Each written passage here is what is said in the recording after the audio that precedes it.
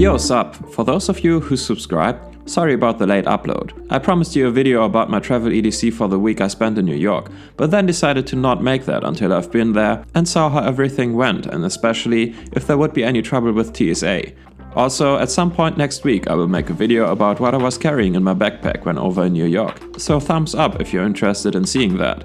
So since this is my travel EDC and we were visiting travel hotspots with security all the time, I only went for stuff that I knew would not give me trouble with security. There is one exception though, but we will get to that in a moment. Let's start with the usual: phone, wallet and keys.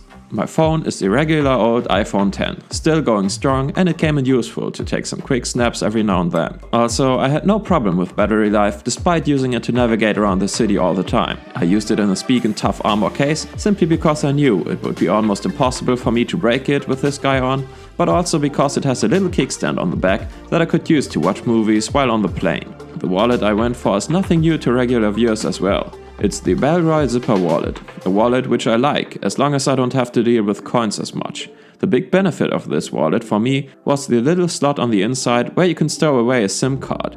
I went for a Verizon SIM card with unlimited data while in New York, so I had to put my German T-Mobile card somewhere, and since I'm prone to losing little important items like these, I was happy to have a very specific place to put it. Also, the Zipper wallet gave me enough space to put in extra cards, like the Metro card and vouchers at any time, as well as a place to put coins, which seem to be almost useless since bills go down as low as $1, but you get them every now and then anyway. So out of sight, out of mind.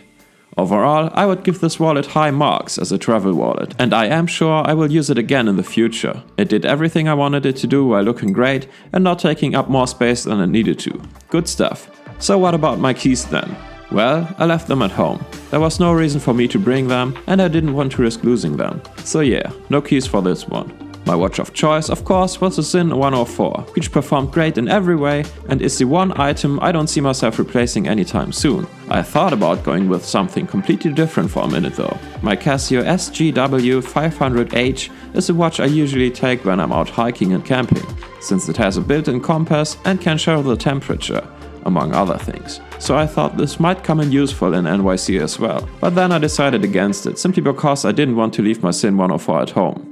My flashlight of choice was of course once again the Lumintop FW3A. I went for the raw aluminium version instead of the titanium model, simply because it would be cheaper to replace in case it got confiscated. I honestly only needed this once when trying to find something under our hotel bed, but I could have used my phone light for that just as well. New York City is bright AF at all times, so I'm not sure I would bring a flashlight next time.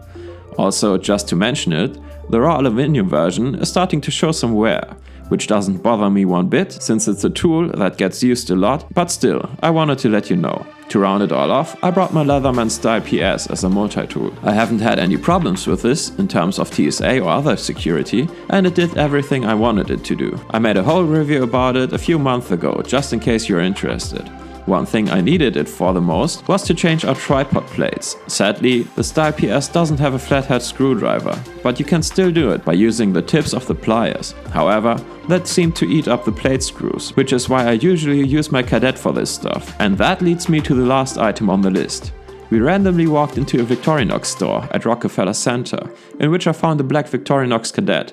I've been on the lookout for one of these for some time, but they seem to be sold out everywhere for good, so I jumped at this chance. Not much else to say about this though. It's a Cadet, which is to say that it is the single most useful all-round EDC tool I know of, and if I wasn't such a gear nerd, I could live without any other knife or multi-tool and wouldn't even notice a difference 95% of the time. And now I got one in black to match my colors, which is awesome. Just a quick info though, my girlfriend and I shared a checked bag, so obviously this didn't go with me on the plane. The Cadet is definitely not TSA compliant, but anyway.